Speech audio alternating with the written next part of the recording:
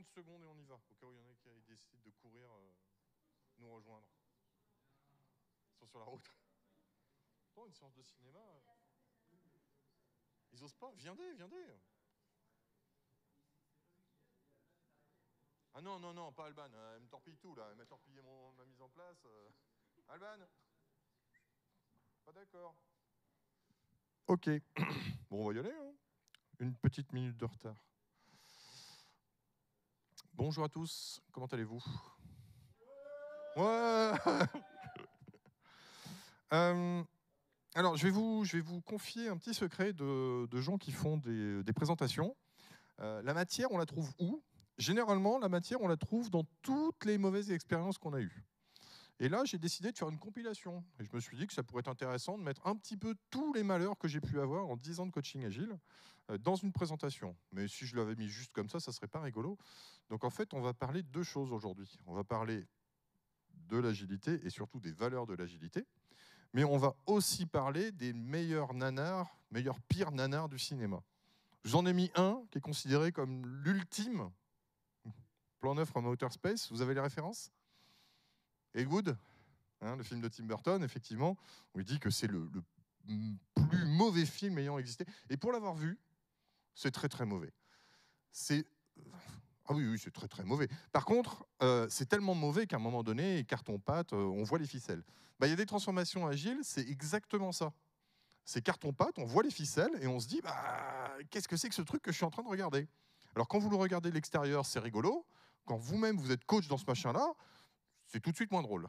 Donc le but du jeu, ça va être d'échanger un petit peu là-dessus. Vous pouvez prendre du popcorn.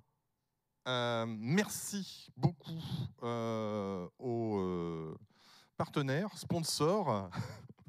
On ne serait pas là s'ils n'avaient pas payé pour qu'on soit là, hein, mine de rien.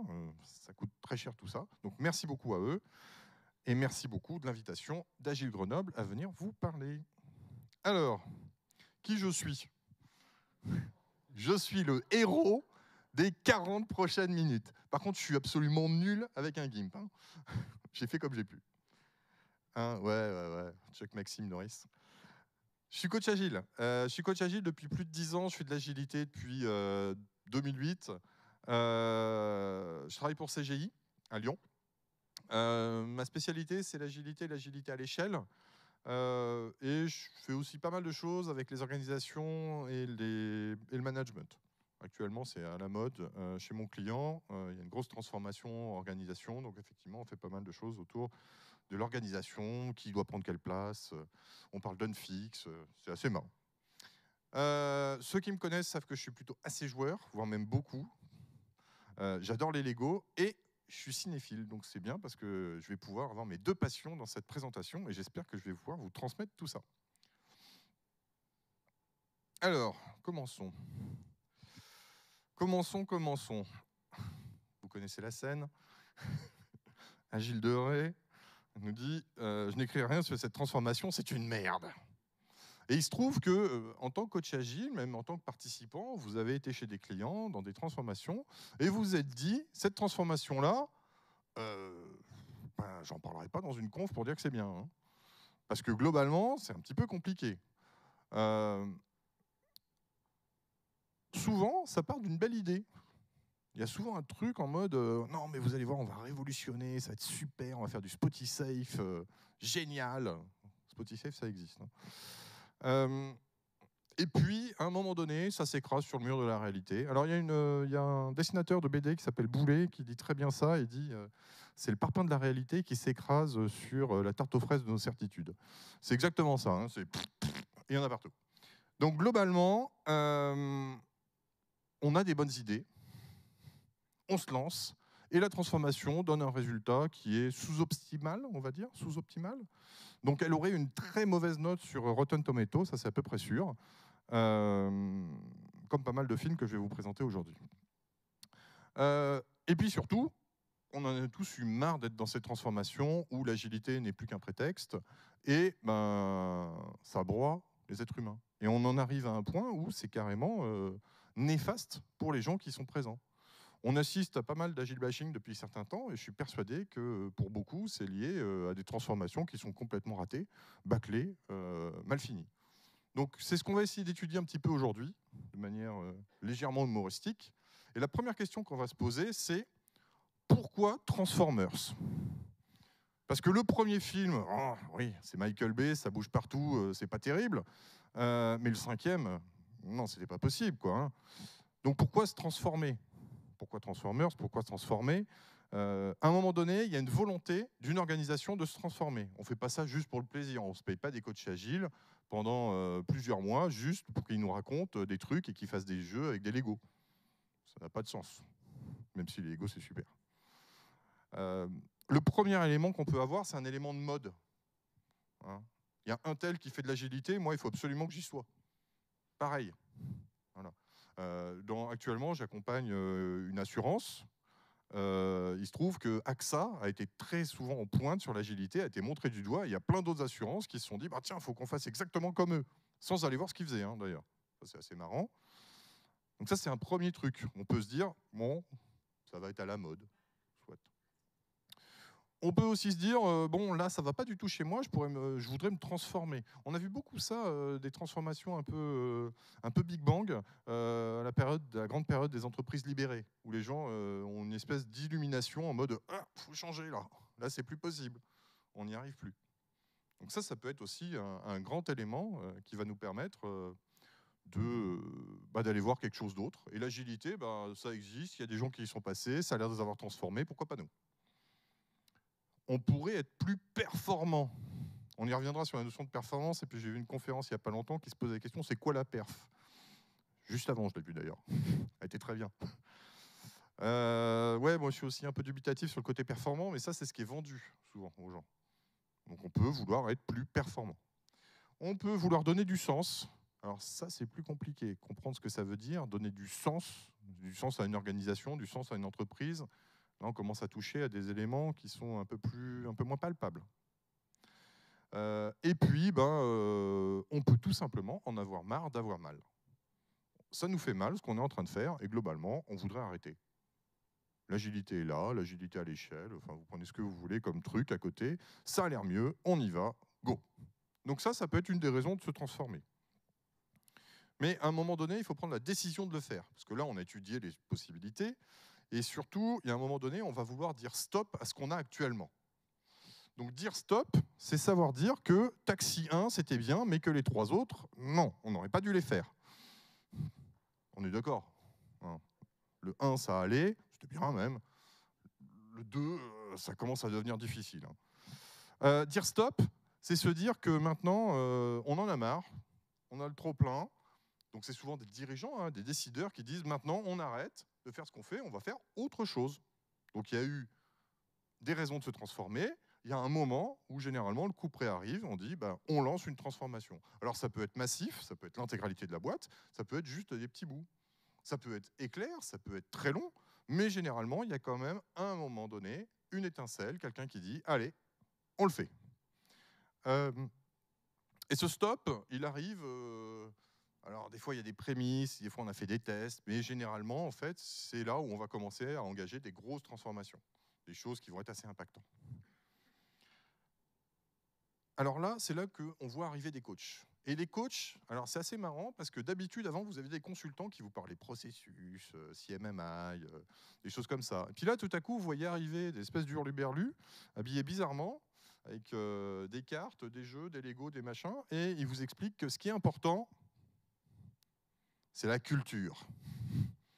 C'est pas les processus. Et oui, au niveau culture, il existe un Star Wars turc. Celui-là, je ne l'ai pas vu. Mais pour le coup, ça pourrait être rigolo. La culture, en fait, c'est un élément que, en agilité, on vous vend souvent.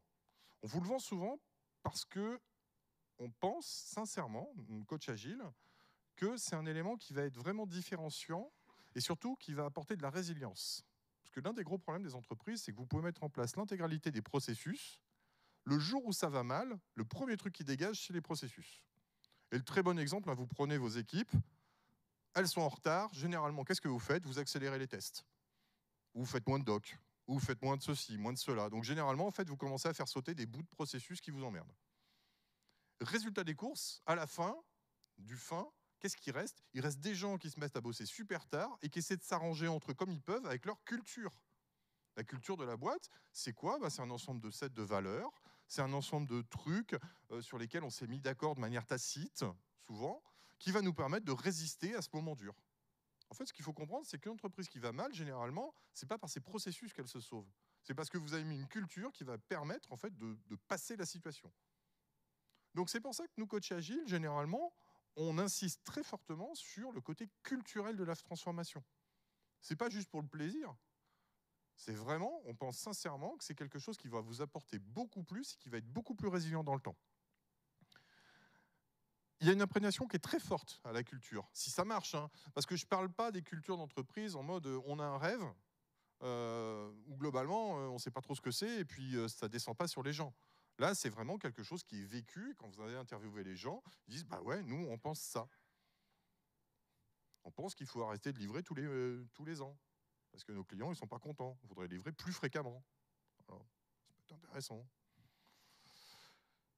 Ce qui est bien avec une culture aussi, c'est que l'alignement se fait de manière automatique.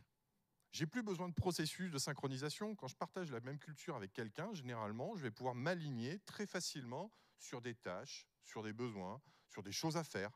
Et en fait, ça va être quasiment automatique. Et donc, je vais favoriser fortement l'auto-organisation.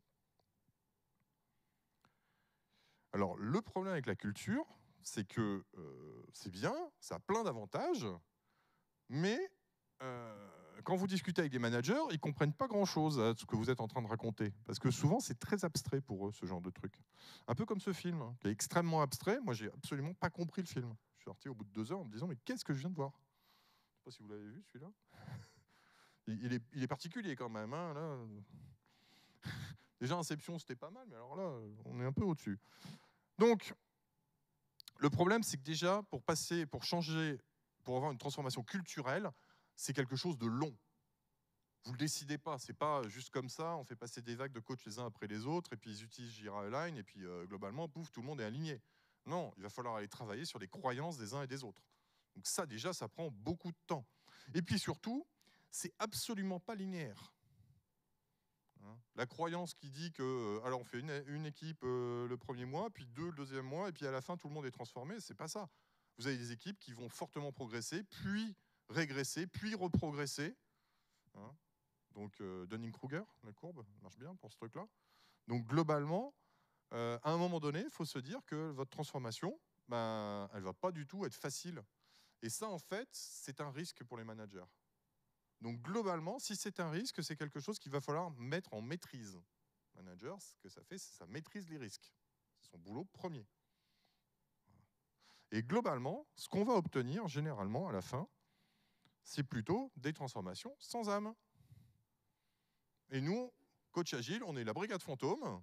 On fait ce qu'on peut pour attraper les âmes perdues qui ont envie de faire l'agilité. Mais globalement, on se retrouve dans un espèce de modèle dans lequel on a industrialisé à mort plein de choses. Alors, industrialiser, c'est bien. Il n'y a rien de mal à industrialiser les choses. Le problème, c'est que si j'industrialise beaucoup trop, au final, je perds complètement le côté humain, le côté valeur. Je suis en train de verser complètement du côté processus de la chose. Et ça, bah, c'est plus de l'agilité, je vous rappelle, hein, première valeur. Hein. Des interactions, des hommes et des interactions, plus que des processus et des outils. On l'oublie très fortement, celle-là. Mais globalement, elle est hyper vraie. Donc, la culture s'efface devant les processus et surtout, on a une reprise de contrôle. Voilà. J'ai des coachs qui me racontaient récemment qu'ils allaient mettre des IA parce que pour répondre aux... Donc, les coachs allaient nourrir une IA qui elle-même répondra aux équipes. Oui, parce que comme ça, on est sûr de ce qu'elle répondra à chaque fois. Bon, je ne suis pas convaincu non plus. Donc, à un moment donné, on en est là, quoi. Où j'ai assisté aussi à des endroits où on nous disait, ça serait bien que vous, les coachs, en fait, vous produisiez un manuel qui dise comment on coach. Comme ça, au moins, quand il y a un nouveau coach qui arrive, eh ben, il fera exactement pareil que vous. Je ne suis pas sûr que ça soit mon métier non plus, ça, pour le coup. Hein. C'est une non-compréhension complète de mon métier. Oui, ça permet de la prédictivité. Tout le monde sera coaché de la même manière. En fait, ce n'est pas du tout le but de l'agilité. Donc, on sort complètement de l'agilité. D'accord ? Donc, le but Là, c'est de se dire qu'une transformation qui n'a pas d'âme, généralement, elle va créer de fortes dissonances dans l'entreprise et au final, un rejet. Ça ne marchera pas, l'agilité, ça ne marche pas, les coachs, ils ne servent à rien, etc., etc. On perd de l'argent. Et en fait, il va y avoir un rejet massif et on dira, ben, notre transformation agile n'a pas marché. Point. Tout le monde dehors, bisous, on continue comme avant. Arrivé là, en fait, j'ai envie de vous poser une question. Parce que depuis tout à l'heure, en fait, on tourne autour d'un truc. C'est qu'est-ce que vous attendez de l'agilité? Pourquoi vous êtes venu aujourd'hui? Qu'est-ce que vous en espérez? Est-ce que vous espérez une transformation en faisant de l'agilité? Donc ce que je vais vous demander, c'est de prendre 30 secondes et de réfléchir.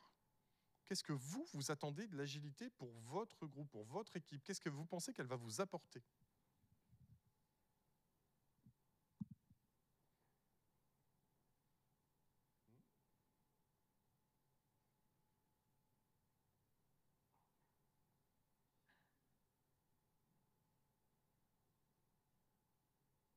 Et quand vous l'avez, vous allez prendre la personne qui est à côté de vous, à droite ou à gauche, et vous allez lui expliquer ce que vous attendez de l'agilité, et en retour, elle va vous expliquer ce qu'elle, elle attend, et ce qu'elle entend dans le mot, dans l'agilité, dans le mot agile.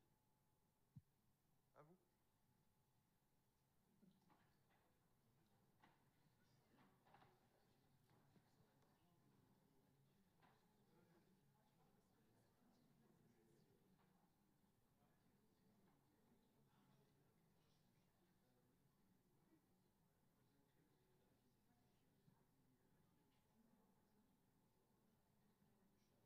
Alors ceux qui sont loin, vous pouvez vous rapprocher. Hein, t'as des copains là à côté? Ils ont pas le même t-shirt, mais c'est bien, c'est un autre bleu.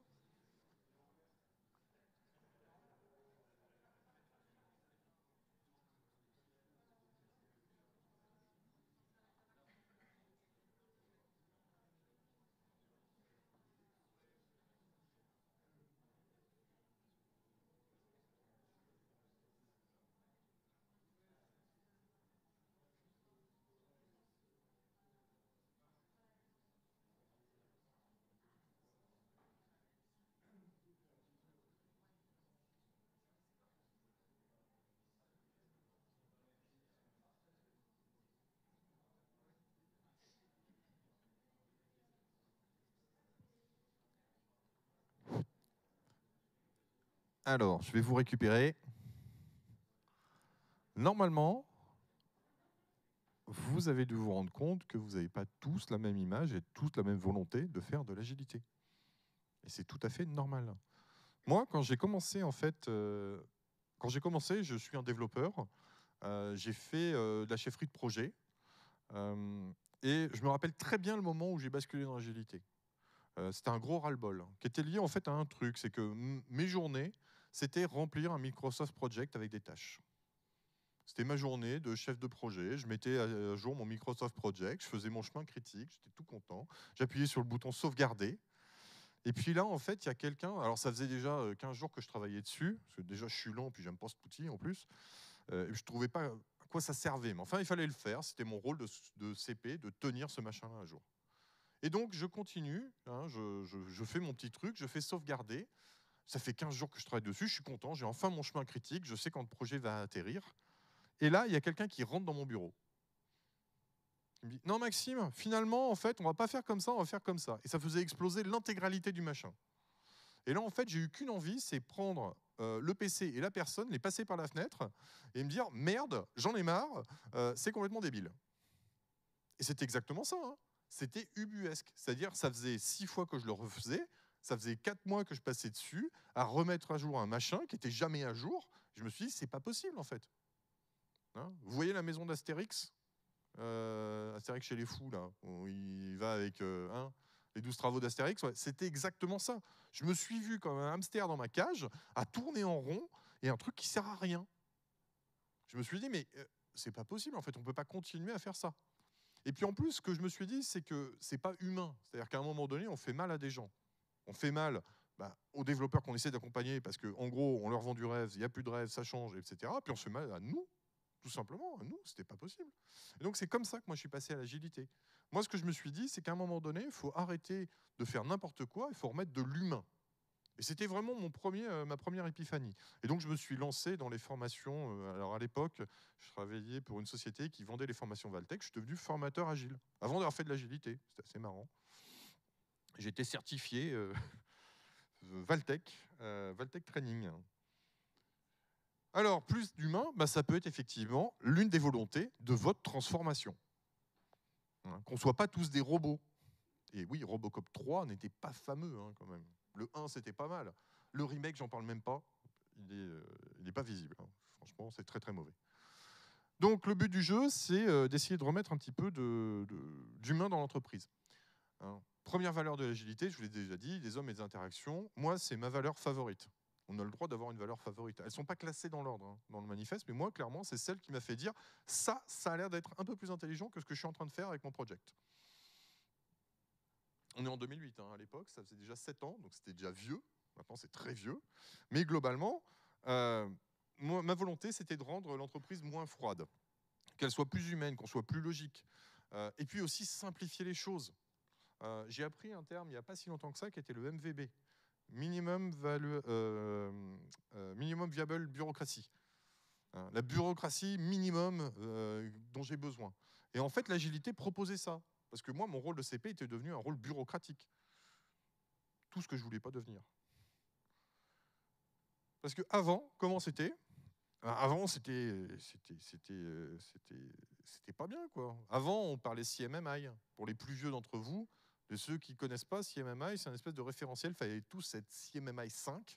Je crois qu'en France, il y avait une entreprise qui était CMMI 5. Tout le monde se vantait en disant ah, ça voulait dire quoi? Ça voulait dire qu'elle implémentait les 14 process nécessaires pour qu'une entreprise fonctionne correctement. Hein. La plupart des entreprises, c'était CMMI 1. CMMI 1, c'est que vous aviez quelques process et ça s'appelait le règne des héros. Si vous regardez actuellement, il y a plein d'entreprises, ça continue à être le règne des héros. Donc ça, ça marche pas, hein, CMMI. Il y avait l'ISO aussi. Hein, on a beaucoup vendu de l'ISO 9001. C'était vachement chouette. Et en gros, l'idée, c'est qu'on voyait l'entreprise comme une espèce de gros processus dans lequel les hommes, soit ils actionnent les boutons, soit ils supervisent les gens qui actionnent les boutons. Hein. Et globalement, ça pouvait s'appliquer à l'informatique comme à une fabrique de boîtes de vitesse. C'était exactement pareil. Moi, j'ai connu ça avec un management très directif. Et le but du jeu, c'est la productivité. J'ai été contrôlé sur le nombre de lignes de code que je produisais. Ce qui avait comme aspect assez pratique, c'est que je mettais beaucoup de retours chariots dans mon code. Ça marchait bien, ça. Le if sur 6 lignes, ça marchait super. D'accord? Donc ça, c'était un peu avant. C'était pas super. Et moi, je trouvais que c'était vraiment assez débilifiant comme endroit pour travailler. Je n'aimais pas travailler là-dedans. Donc nous, on est arrivé avec l'agilité, et avec l'agilité, on a eu une transformation assez intéressante. Ouais. Ouais. James Bond, vous l'avez jamais vu comme ça. Hein. Et ben dites-vous que c'est un petit peu ce qu'on a fait au CP. Le chef de projet, on l'a pris et on l'a mis comme ça. Alors c'est Charlotte Rampling, la dame. Hein. Et c'est un film de John Borman. C'est un vrai film. Globalement, on a pris le CP, on l'a transformé. Il est devenu un Scrum Master dans le pire des cas, un PO dans le meilleur des cas, on va dire. On a fait un peu de magie et on a dit aux gens, démerdez-vous. De manière plus sérieuse, on a quand même créé des espaces de discussion et de co-construction. Et ça, moi, j'en suis assez fier. C'est-à-dire qu'on a enfin des endroits sur lesquels on peut se parler. Et on peut échanger entre différents acteurs qui ne se côtoyaient pas. La première fois qu'un PO a rencontré des développeurs sur des trucs agiles, moi j'avais des gens qui me disaient « j'ai jamais rencontré quelqu'un comme ça. Je sais pas quoi lui dire. » Voilà. Et on crée en fait une dynamique. Moi j'ai trouvé ça super. On crée un rôle qui est sympa aussi, le rôle de Scrum Master, un rôle de facilitateur, qui était normalement échu au CP mais qui n'avait pas le temps puisqu'il était en train de faire son project. Donc globalement, c'était quand même assez sympa, hein, l'agilité. Le gros problème qu'on avait, c'est qu'on avait une grosse limite par le système. C'est-à-dire que globalement, le système qui était autour de nous, il n'avait pas obligatoirement la culture nécessaire pour pouvoir accepter les équipes agiles.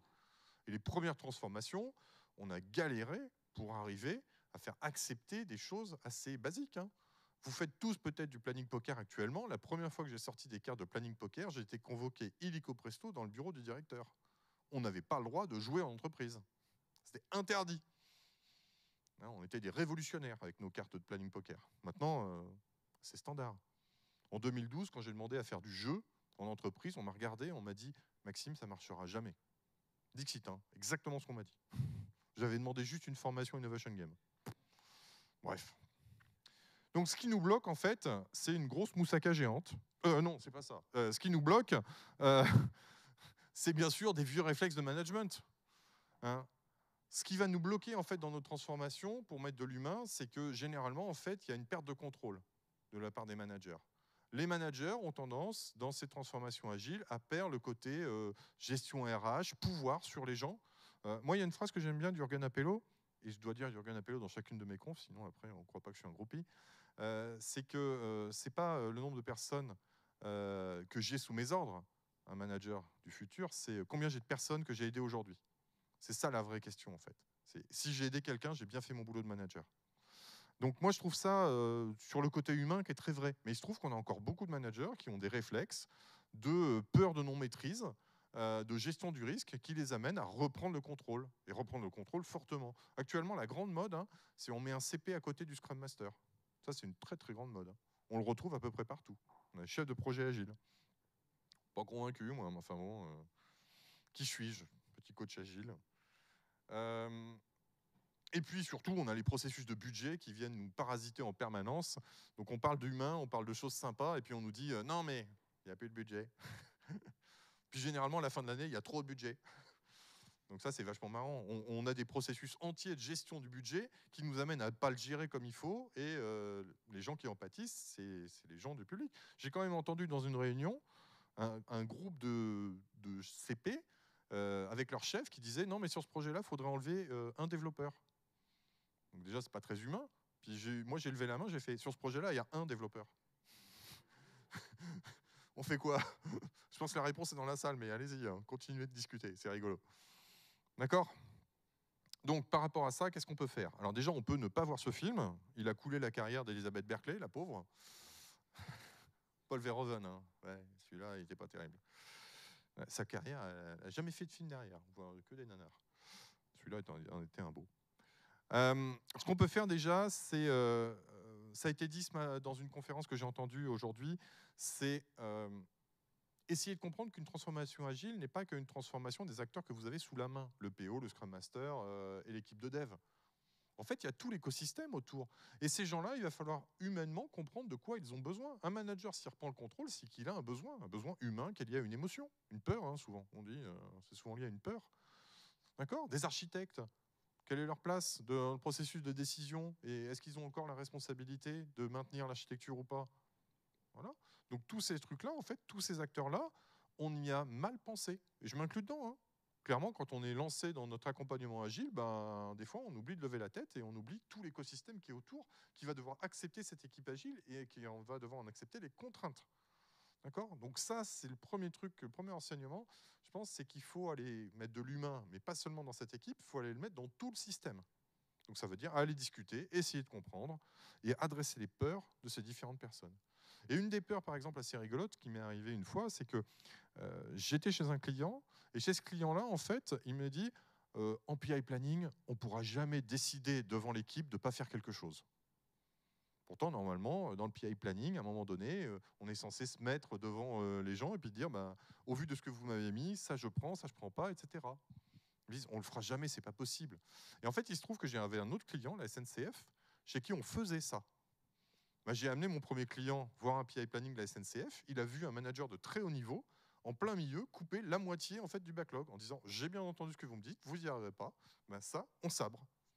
Avec tous ces sous-chefs qui étaient là en mode j'avais des engagements. Non, mais il l'a dit devant tout le monde. Donc c'est fini, ça on le fera pas. Et mon premier client, il s'est dit waouh, c'est super puissant en fait. Parce que là, ils sont tous alignés. En une demi-heure, j'avais aligné l'intégralité de la division dans laquelle je travaillais. D'accord? Donc ça peut être des éléments aussi qui sont intéressants, de montrer la dynamique qui existe et le côté humain qu'on peut avoir dans des vies ma vie. Oui. Alors, deuxième chose qu'on peut vouloir, c'est avoir plus d'impact. Hein, bah, Sharknado, des requins dans une tornade, ça a un impact fou, non? Donc avoir de l'impact, généralement, c'est quand on est acteur du changement en cours, voire même qu'on va le devancer. Donc on va essayer on va être plus impactant dans ce qu'on fait ou dans ce qu'on propose à nos customers. D'accord? L'impact, le film Impact était bon, le film Armageddon, il était rigolo, au mieux. En plus, Bruce Willis, il meurt. Ah merde, je voulais spolier. Non, mais la musique est chouette. La musique est chouette. Volonté de montrer, on peut vouloir montrer une belle image. Ça peut être impactant parce qu'on va impacter l'opinion que les gens ont de notre société. Donc vous allez voir de temps en temps des conférences de sociétés qui vous disent on est super agile, c'est vachement bien. Votez pour nous. On peut aussi se dire que on veut trouver des solutions qui vont être différenciantes. Donc nous, grâce à notre méthode agile, on arrive à vous proposer des trucs qui sont vachement mieux que tous nos concurrents. Ça peut être des éléments qui sont intéressants. On le trouve souvent dans les coms et dans les verbatims. Nous, on est agile. Ça, maintenant, ça fait des années qu'on l'entend. Le gros problème de ça, c'est que, en fait, c'est pas si vrai. Hein, il y avait un truc qui était proposé, on s'est dit que ça serait bien, et finalement, ça, c'est pas bien. Et me dites pas qu'il est bien, ce film. Hein.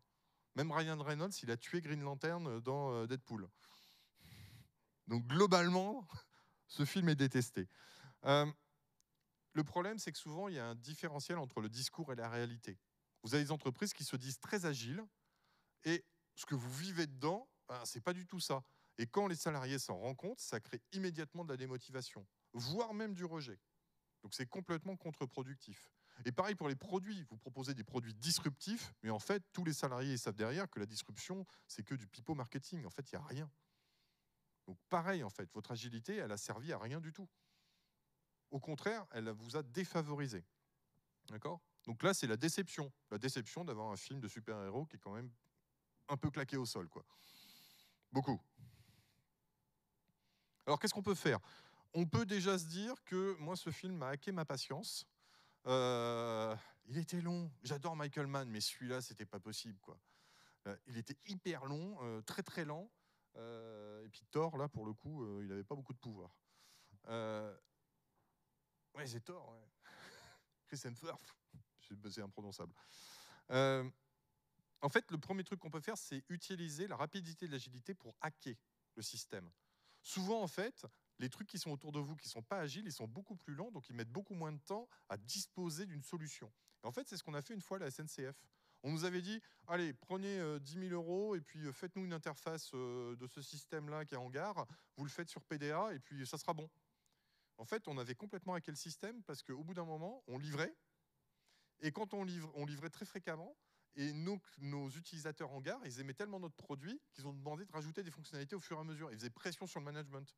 Et au final, en fait, notre application, elle a bouffé toutes les autres. C'est-à-dire que les applications en gare n'existent plus. Elles ont été complètement décommissionnées parce que les gens n'utilisaient plus que le PDA. Donc on a utilisé l'agilité, on a hacké le système pour être vraiment différenciant. Alors que ce qu'on nous proposait au début, c'était une révolution à pas feutrer, hein, on va dire vraiment à pas feutrer.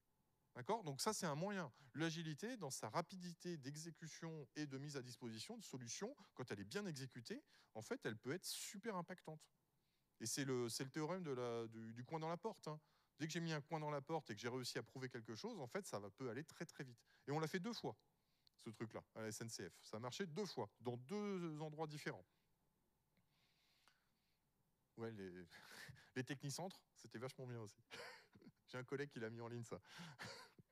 On peut aussi prendre les gens homo. Je travaille pour Groupama actuellement. Champion de la relation client, c'est le mot d'ordre en fait de la société. On veut être champion de la relation client. Puisque vous êtes champion de la relation client, vous êtes champion de la relation avec vos clients agiles. Et donc, je leur ai demandé, par exemple, de venir faire des confs. Et on a des confs Groupama qui commencent à apparaître. Donc, je les ai pris au mot. Prouvez, en fait, ce que vous dites à vos clients. Venez en discuter. Peut-être que certains d'entre vous sont clients Groupama. Ouais, alors, on va en discuter. Donc, prendre les gens au mot, en fait, de leur moto. On peut aussi vouloir avoir une meilleure organisation d'entreprise, et moi du temps, parce que je suis en retard, comme d'hab. Meilleure organisation d'entreprise, donc là, pour le coup, on peut parler des...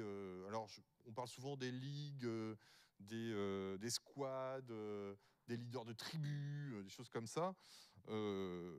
Alors, ce film, c'est le dernier film de la carrière de Sean Connery. Et il l'a détesté. C'est pour ça qu'il a arrêté sa carrière. Le film est mauvais, mais en plus, il a mis fin à tous les films qu'on aurait pu avoir derrière. Terrible quand même. L'organisation d'entreprise, avant, c'est ça. C'est un foutoir organisé. Organisé pourquoi ? Parce qu'il y a des beaux diagrammes qui montrent où et qui, à quel endroit dans l'organigramme. Il y a des silos, généralement par application, qui vont bien. Et puis en fait, pour faire travailler tous ces gens-là en place, on met plein de gens en transverse pour qu'ils discutent les uns avec les autres. Donc ça génère énormément de synchro, de réunions. Vous prenez les agendas des gens qui sont dans ces organisations-là, généralement, ils sont pleins de réunions pour se synchroniser en permanence avec tout le monde. Ben oui, parce que quand je veux savoir ce que fait la personne dans le silo d'à côté, il faut que je assiste à ces réunions, puis que j'assiste à la synchro, puis au codir, puis au poète-poète, etc. Donc ça devient extrêmement compliqué. Donc c'est très organisé, parce que effectivement, hiérarchiquement, vous regardez, tac, tac, tac, tac, tac, tout le monde est bien rangé. Mais c'est un vrai foutoir, parce qu'en fait, quand vous regardez comment passe la parole entre ces différents groupes, c'est n'importe quoi. Et vous y passez un temps mais monstrueux dans ces organisations. Alors nous, ce qu'on a fait, c'est qu'on s'est décidé à faire plutôt un espèce de désordre agile. Donc c'est-à-dire que les gens dansent un peu chacun dans leur coin, et puis on va espérer qu'ils vont s'aligner. L'idée, c'est quand même qu'on va utiliser l'auto-organisation. Donc on peut avoir des vraies différences entre les différentes équipes qui vont arriver, les différents danseurs, et on va aligner les gens plutôt sur les chaînes de valeur. Donc plutôt que de créer des silos techniques, on va essayer d'utiliser les chaînes de valeur pour aligner les gens sur des objectifs un peu long terme. Livraison. Par exemple, actuellement, donc je vous parlais de Groupama, moi je travaille pour le site vitrine. Le site vitrine, en fait, c'est 4 applications. Il y a un site vitrine, il y a un self-care, il y a des tunnels de vente et il y a un bot qui vous permet, qui a une IA en fait, qui vous permet de poser des questions. Si je veux proposer un nouveau produit, il faut bien que je fasse travailler ces 4 projets ensemble. Parce que s'il manque un des projets, en fait, je ne pourrais pas livrer le produit. C'est pas possible. Donc il y a bien un alignement sur la chaîne de valeur. J'en ai discuté avec le DSI d'une autre boîte récemment, et c'était pas naturel en fait. Parce que les DSI voient les choses de manière très rangée en colonnes par application. Mais les gens qui les utilisent, les processus de l'entreprise, eux, ils ne sont pas dans ce sens-là. On avait travaillé longtemps avec la SNCF justement pour essayer de comprendre pourquoi les gens travaillaient en pré-prod, prod, post-prod. Donc la prod, c'est le moment où le train roule.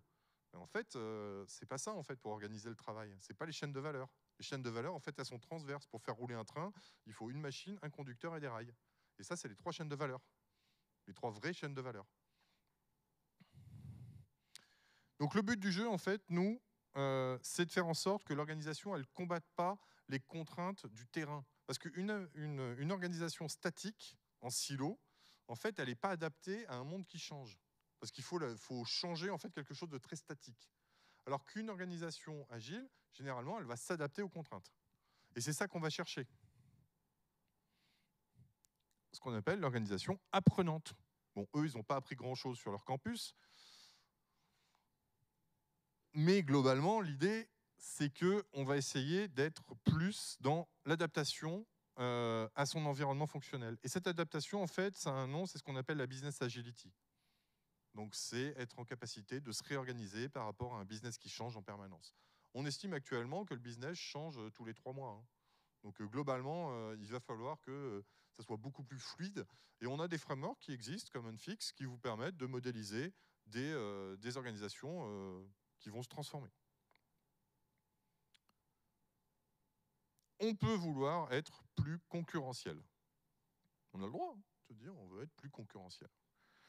Donc se différencier des autres, proposer des produits qui plairont plus. Alors la question c'est la performance, oui, mais dans quel but? Parce que si on veut que ma transformation agile m'apporte plus de performance, il va bien falloir que je décide qu'est-ce que c'est que cette performance. Ce film a tous les effets spéciaux et les bons acteurs pour pouvoir être un blockbuster, et c'est une sombre bouse.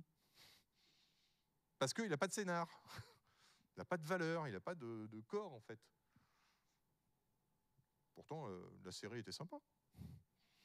Donc le truc, c'est qu'à un moment donné, il faut se poser la question, est-ce qu'on parle de ratio, par exemple, coût de production-bénéfice? Ça peut être une performance, mais est-ce que c'est la seule performance que je vais aller mesurer? Est-ce que ça peut être un produit qui va être le plus vert? ou qui va avoir le meilleur code qu'on voit sur les yaourts de A à F par exemple. D'accord, le score, voilà, j'y arrive plus. On peut avoir, et en fait, il se trouve que normalement, en faisant de l'itératif incrémental, on est censé avoir des meilleurs produits, puisqu'on va les améliorer au fur et à mesure. Le truc, c'est qu'on vous a vendu un truc, mais souvent, oui, vous l'aviez oublié ce film-là. Ah ouais, ça existait, ça. Hein. Je crois que c'est l'un des pires notés sur Médiamétrique, celui-là. On fait souvent de l'agile en mode V. Hein. Vous avez des équipes qui font du Scrum, vous livrez tous les combien? Bah, tous les ans. Ah bah ouais, c'est vachement bien ça. Hein. Alors on n'a pas dit de livrer aux clients, hein. On peut livrer à des panels utilisateurs pour récupérer du feedback, machin. Mais on a des équipes qui vous disent non mais moi l'US elle n'est pas finie, je pense la continuer sur le sprint d'après et peut-être encore le sprint d'après. Bon, c'est pas une US, ça s'appelle une spec. D'accord? Donc on a plein de gens en fait qui sont dans ces mécanismes-là. Il y a des gens qui prévoient toutes les US à faire sur les 6 prochains mois. Et quand ça bouge, on tape très fort sur les développeurs parce qu'ils n'ont pas la productivité nécessaire pour faire le planning qu'on avait prévu. J'en vois qui lèvent les sourcils. Ça s'appelle du cycle en V. Alors c'est bien, hein, pourquoi pas, on peut en faire. Hein. Mais il ne faut pas dire que c'est de l'agilité. On ne livrera pas plus rapidement dans ce truc-là. On peut aussi, alors ça c'est une croyance assez marrante, on l'a vendu, l'agilité, on est censé développer plus vite. Alors j'ai un top tip pour vous, l'agilité, on produit moins vite. Mais généralement, on s'arrête plus tôt. Je dis bien généralement parce que la plupart de nos clients, ce qu'ils veulent, c'est tout le périmètre. Donc effectivement, vous allez être plus lent. Donc si vous voulez des bénéfices, à un moment donné, il va falloir surtout arrêter de faire des compromis. Parce que ce qui vous coûte cher, c'est la compromission. Et là, je ne ferai aucun compromis. Ce film, son scénar tient sur un post-it. Et je me suis endormi à la première heure. Oui, j'aime pas ce film. Mais c'est moi qui ai le micro. Je n'aime pas du tout ce film. Le 2, c'était pas mieux. C'était le même post-it qui était réutilisé. Arrêtez de faire son menu dans les valeurs agiles. C'est plus possible en fait de faire ça. Si vous voulez avoir de l'agilité, à un moment donné, il va falloir accepter toutes les valeurs. Alors les principes, c'est pas obligatoire. Ils n'étaient même pas d'accord sur les principes. D'accord? Les signataires du manifeste, les principes, ils les ont rajoutés après. Les valeurs, par contre, les 4 valeurs, pour le coup, il faut arrêter de transiger dessus et juste prendre celles qui vous apportent de l'intérêt pour votre productivité. L'agilité, c'est les 4 valeurs. Et à partir du moment où vous commencez à déroger là-dedans, ça ne marche plus. Il ne faut pas vous étonner. Et on parle souvent maintenant d'agile radical agile, par exemple, retourner à l'agilité primaire, on en parle beaucoup. Lâcher prise sur le contrôle, hein, à un moment donné. Donc on accompagne les managers. Je suis vraiment très en retard cette fois-ci. J'ai vraiment parlé plus que d'habitude. On peut vouloir plus de qualité. Bon, ce film-là, il a les pires CGI existants. Hein. Les pires, Donc, est-ce qu'on a réussi à avoir plus de qualité? Non. Est-ce que ce film est bon? Non plus. C'est exactement la même réponse. C'est ça qui est super sympa. Là, on est vraiment sur Vercingétorix. C'est Christophe Lambert, hein, Vercingétorix. Les stratégies de test aléatoires, du travail, trop de travail en amont, de la priorisation de gestion anecdotique, des anneaux, des croyances de livraison en prod tout le temps alors qu'on ne le fait pas du tout. En fait, on ne teste pas. Je me suis rendu compte récemment chez un de mes clients, quand on a posé la question des tests, ils sont tous regardés en faisant « Oh c'est les devs qui les passent, hein, et puis globalement, ils font aussi les données de test. » Ah bah oui, c'est clair que ça va bien marcher avec ça. Hein. Et puis quand on a interrogé les devs, ils se sont regardés, ils ont fait « Ben non, nous, c'est pas notre boulot de passer les tests. » Ah ouais, tiens, c'est bien aussi ça comme truc. Donc à un moment donné, les tests, c'est un peu le parent pauvre, alors que l'agilité nécessite la qualité.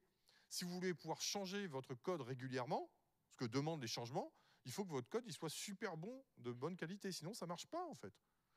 Donc à un moment donné, la qualité, ça doit être votre étoile polaire. Hein. Eux, ils n'iront jamais à l'étoile polaire, puisqu'ils sont restés sur Terre.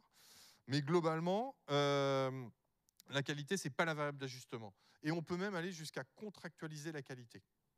Donc là, ça peut être des éléments, ça pose des questions sur comment est-ce qu'on contractualise, comment est-ce qu'on vérifie la qualité de certains sprints, mais les tests automatisés nous donnent un certain nombre de réponses là-dessus. On peut contractualiser et automatiser les tests, et ça peut être intéressant. J'y suis presque. 3 slides. Si on combine tout ça, généralement, en fait, vous chassez plusieurs lièvres et ça se passe pas bien. Predator, c'était bien. Alien, c'était bien. Alien et Predator, c'était pas bien. Ça n'avait aucun sens. En plus, il y avait des Marines en plein milieu. On se demandait ce qu'ils foutaient là. C'était la chair à pâté. Bref, aucun intérêt. Donc, à un moment donné, il va falloir quand même décider dans tout ce que je vous ai dit, qu'est-ce que vous voulez que soit votre transformation. Il me reste 2 slides, c'est la conclusion. Je cours. Moi, ma petite conclusion, c'est celle-là. Oui, ce film existe, déjà. Oui, il est très mauvais. J'ai pris un des signataires du manifeste Agile qui dit « Si on veut créer de grands produits, nous avons besoin de gens formidables et nous voulons attirer et garder des gens formidables, donc nous avons besoin de grands principes. » À partir du moment où on tergiverse sur les principes, généralement, les gens se barrent. Ils ne vont pas rester dans votre organisation. Et je vais finir par vous mettre des paillettes dans les yeux, ou pas. C'est presque le dernier slide. Ce que je voulais vous dire, c'est que quel que soit votre but, ne transigez pas sur les valeurs que vous avez choisi d'incarner. La culture agile, elle est tout à fait à votre portée, quelle que soit votre organisation et quels que soient les processus que vous avez en œuvre, du moment que vous tenez aux valeurs. Et l'agilité, une mauvaise agilité est pire que de l'agilité, que pas d'agilité. Donc à un moment donné, il faut vous dire, ne faites pas d'agile si vous ne sentez pas dans les valeurs qui sont proposées. Et je vais finir par ceci. J'espère surtout que je n'ai pas été le baltringue de cet Agile Grenoble. Et je vous en prie, laissez-moi un commentaire.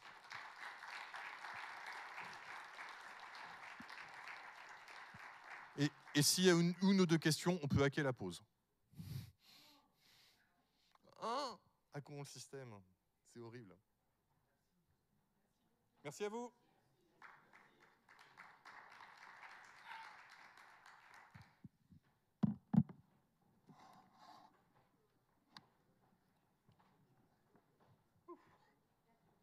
Merci. Je me suis fait avoir par le temps.